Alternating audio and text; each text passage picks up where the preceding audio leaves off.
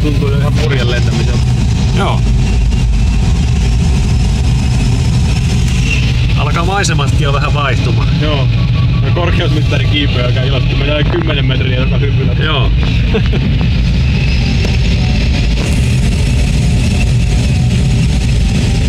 Kohta mennään Karista ohi.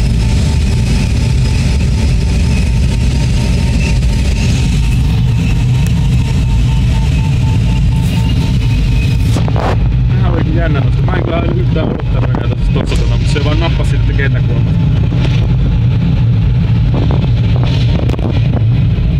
Niinhän ne illan viimeisetkin kalat tulee yleensä kun luovuttanut.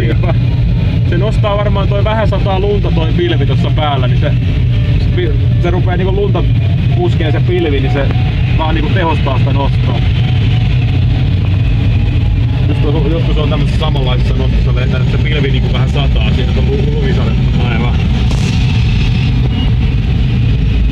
Tää on ihan samanlainen, mä muistan ihan koululennon, silloin oli 2006 kun mä itse lensin.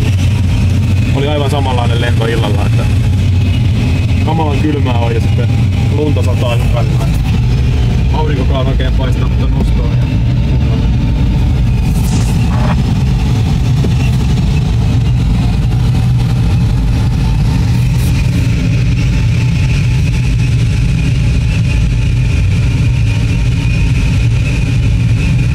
Tää rupee vähän viilentyä. Joo. Täytyy Hyvältä laittaa kunnolla päälle. jo vähän kiinni. Etupenkillähän ne pahempi on, kun siellä jalat jää. Aika lämpimästi päällä, että vielä ei palele ainakaan. 3 tuntia lennettäisiin, niin voisi sanoa vähän toista. Niin.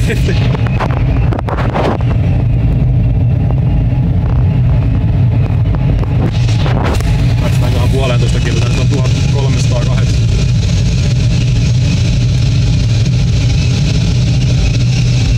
Alkaa pilvet olla aika lähellä. No katsotaan vähän sitten mistä kohti se pilvi vetää parhaimmin. Se voisi olla kyllä vähän täältä päin ehkä, joo. Mahtavasti näkyy tuo lumisade tuossa edessä. Kuuluu tommosia riksahduksia, kun tulee yksinäisiä lumipiteitä osuu tuohon koneeseen. Niin kuuluu tommosia.